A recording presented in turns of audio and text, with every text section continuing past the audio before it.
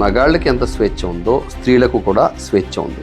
అయితే ఆ స్వేచ్ఛను సద్వినియోగం చేస్తారా, దుర్వినియోగం చేస్తారా అనేది వారి వారి మీద ఆధారపడి ఉంటుంది. కానీ ఎవరి స్వేచ్ఛను ఎవరు హరించడానికి అవకాశం లేదు. ఈ మాట ఎందుకు అంటున్నానంటే, మహిళలు బయటకు వచ్చినప్పుడు కొంతమంది మగాళ్ళు వాళ్ళ వెనకపడి వాళ్ళని తీసి చేయడం, వాళ్ళని చేసి చేయడం, బళ్ళ మీద వెళ్తుంటే వాళ్ళని చాలా రకాలుగా ఇబ్బంది పెట్టడం అనేది మనం చూస్తుంటాం. దానివల్ల వాళ్ళు ఇన్సెక్యూర్గా ఫీల్ అవుతారు. బయటకు రావాలంటేనే భయపడే పరిస్థితి కొంతమంది కల్పిస్తారు. ఇటువంటి కొంతమంది చెడ్డ మగాళ్ళ వల్ల మొత్తం మగజాతికి చెడ్డ పేరు వస్తుంది.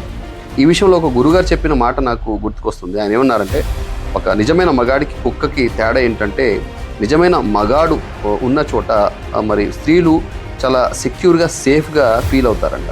అదే ఒక చెడ్డ వ్యక్తి దగ్గర, అలా కుక్క దగ్గర వాళ్ళు చాలా భయపడుతూ ఉంటారంట. కాబట్టి మనం మనుషులమా, మగాళ్ళమా, లేకపోతే ఇంకా ఏంటా అనేది మనమే ఆలోచించుకోవాలి.